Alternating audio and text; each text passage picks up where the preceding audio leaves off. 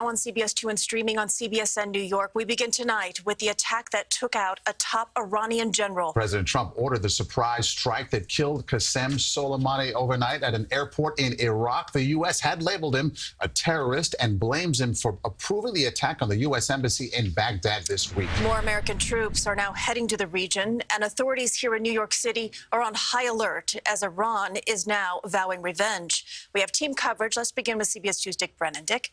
Well, Christine, we can tell you right now the president, for the first time, is explaining why the U.S. targeted a high-ranking Iranian general. And Mr. Trump says despite threats of retaliation from Iran, the U.S. is ready to protect its citizens. His reign of terror is over. President Trump speaking out late today on the strike that killed Iranian General Qasem Soleimani. Soleimani was plotting imminent and sinister attacks on American diplomats and military personnel. But we caught him in the act and terminated him. Soleimani was the chief of Iran's elite Quds force and labeled a terrorist by the U.S. Drones that have been tracking him for days rained missiles down on his convoy at Baghdad International Airport. We took action last night to stop a war. We did not take action to start a war. Iranians took to the streets Friday to mourn Soleimani's death.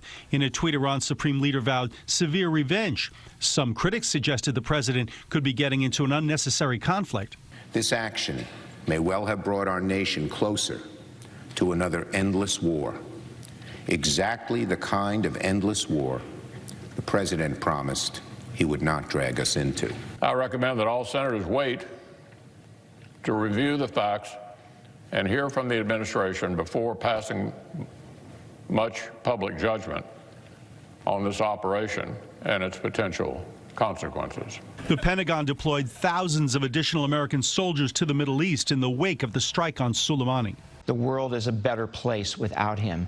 The problem is that comes at a very high cost. Number one, there will be dead Americans, dead civilian Americans as a result of this, possibly over the next few days. A key question, does Soleimani's death make the U.S. more or less safe? To the extent that Soleimani was the mastermind of a lot of Iran's activities, one could argue that it's more safe.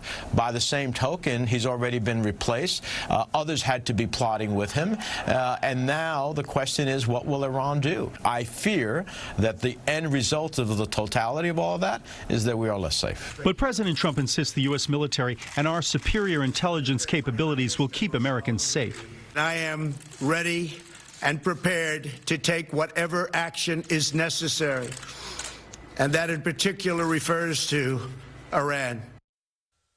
Americans have been ordered to evacuate from Iraq. The Iraqi parliament is considering a vote to expel U.S. forces from the country. Maurice.